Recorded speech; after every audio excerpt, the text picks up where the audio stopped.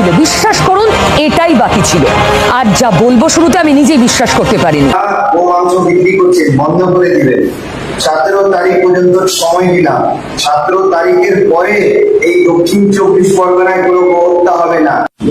আমি অভিজিৎ চন্দ্র দাস, হিন্দু সুরক্ষা সমিতির রাজ্যের প্রভারী। আজকে দক্ষিণ 24 পরগনা হিন্দু সুরক্ষা সমিতির জেলা কমিটির তত্ত্বাবধানে আজকে এখানে আমরা গোচরানে একটা বিশেষ সভা আয়োজন করলাম এবং আজকের সভা থেকে যারা গো হত্যা করেন, গো পাচার করেন বা গো মাংস দোকান চালান, আপনাদের জন্য হিন্দু সুরক্ষা সমিতি একটা সতর্ক বার্তা দিচ্ছে যে আগামী 17 তারিখের আগে এইসব পুরোপুরি বন্ধ করে দিবেন।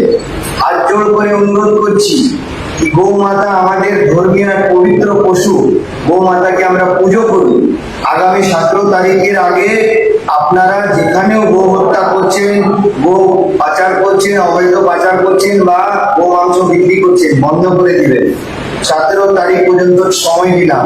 17 তারিখের পরে এই দক্ষিণ 24 পরগনায় কোনো গো হত্যা হবে না। এখন হাত জোড় করছি, 17 তারিখের পরে হাত জোড় করবো না। তাই ভালোভাবে সুস্থভাবে আমাদের গো হত্যা বন্ধ করার জন্য আপনারা সহযোগী হবেন, সহযোগিতা করবেন। জয় শ্রীরাম।